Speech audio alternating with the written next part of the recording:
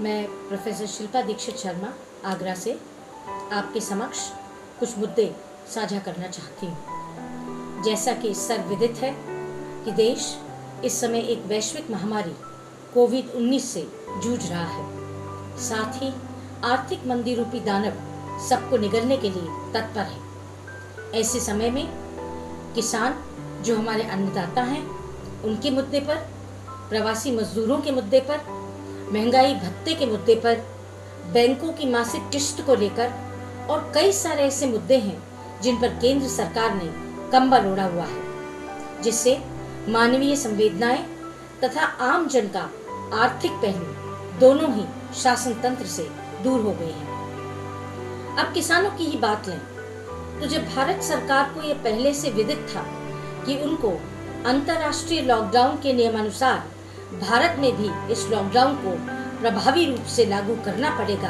तो ऐसे में आपने अपने किसानों तथा प्रवासी मजदूरों के हितों की अनदेखी क्यों की? देश का अन्नदाता आज भूखों मरने की कगार पर है। फसलों का लागत मूल्य भी उनको नहीं मिल पा रहा है। खेतों में शाक फल नष्ट हो रहे हैं। क्या सरकार इसकी जिम्मेवारी लेगी?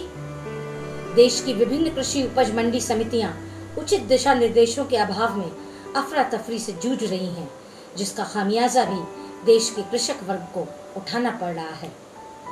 देश भर में प्रवासी मजदूर जो कि अपनी आजीविका के लिए विभिन्न राज्यों के उद्योगों तथा सेवा क्षेत्रों में कार्यरत हैं, इनके हितों को भी नजरअंदाज किया गया।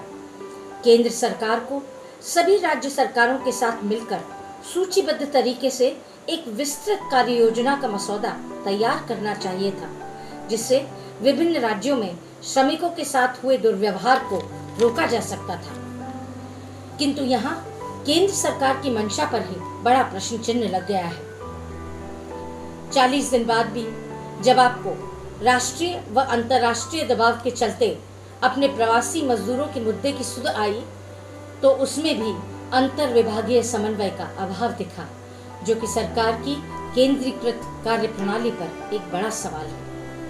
इसी तारतम्य में प्रवासी मजदूरों को अपने गृह राज्य भेजने के लिए भारतीय रेल को किराए के पक्ष में स्पष्ट दिशा निर्देश न देते हुए पुनः एक बार आम जन के बीच भ्रामक स्थिति उत्पन्न हुई। जब कांग्रेस की राष्ट्रीय अध्यक्षा श्रीमती सोनिया गांधी जी ने प्रवासी मजदूरों के हितों को ध्यान में रखकर सभी प्रदेश इकाइयों को निर्देश दिया कि वे अपने अपने राज्यों के श्रमिकों के आने जाने, उनके किराए भाड़े व उनको उनके गांव तक पहुंचाने के साथ उनके खाने पीने की समुचित व्यवस्था सुनिश्चित करें, तो आपने इस मुद्दे पर राजनीतिक शुचिता का परिचय नहीं दिया। आपने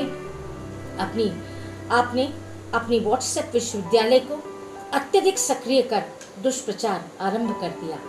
यह सरासर अनैतिक है, गलत है।